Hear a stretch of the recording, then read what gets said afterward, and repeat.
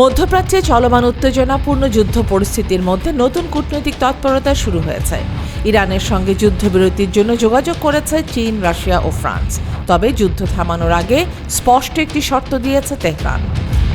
ইরানের উপপররাষ্ট্রমন্ত্রী কাজেম ঘারিবাবাদি জানিয়েছেন, যুদ্ধবিরতির ক্ষেত্রে ইরানের প্রথম শর্ত হল তাদের বিরুদ্ধে আর কোনো ধরনের আগ্রাসন চালানো যাবে না।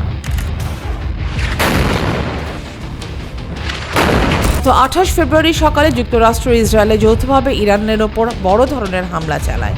সে সময় দেশটির supreme leader Ayatollah Ali Khamenei সহ বেশ কয়েকজন উচ্চপদস্থ সামরিক কর্মকর্তাকে লক্ষ্য করে আক্রমণ করা হয় বলে দাবি করা হয়েছে। এরপরই পাল্টা প্রতিক্রিয়া দেখায় ইরান। ইসরায়েলের পাশাপাশি মধ্যপ্রাচ্যের বিভিন্ন দেশে থাকা মার্কিন সামরিক অবকাঠামো লক্ষ্য করে হামলা শুরু করে তেহরান। ফলে দ্রুতই এ সংঘাত পুরো মধ্যপ্রাচ্য জুড়ে ছড়িয়ে পড়ে এবং আন্তর্জাতিক মহলে উদ্বেগ তৈরি হয়। এই পরিস্থিতিতে যুদ্ধ থামাতে কূটনৈতিক উদ্যোগ নিয়েছে চীন, রাশিয়া ও ফ্রান্স। তারা ইরানের সঙ্গে যোগাযোগ করে যুদ্ধবিরতির সম্ভাবনা নিয়ে আলোচনা শুরু করেছে। অন্যদিকে মার্কিন প্রেসিডেন্ট ডোনাল্ড ট্রাম্প বলেছেন, ইরানের বিরুদ্ধে চলমান যুদ্ধ খুব শীঘ্রই শেষ হতে পারে।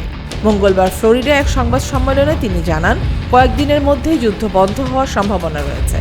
তবে পরিস্থিতি এখনও অত্যন্ত উত্তেজনাপূর্ণ। ইরান তাদের শর্ত পূরণ না হলে যুদ্ধ থামানোর বিষয়ে রাজি হবে কিনা সেটাই এখন বড় প্রশ্ন। ফারহান আহমেদ, আয়না টেলিভিশন।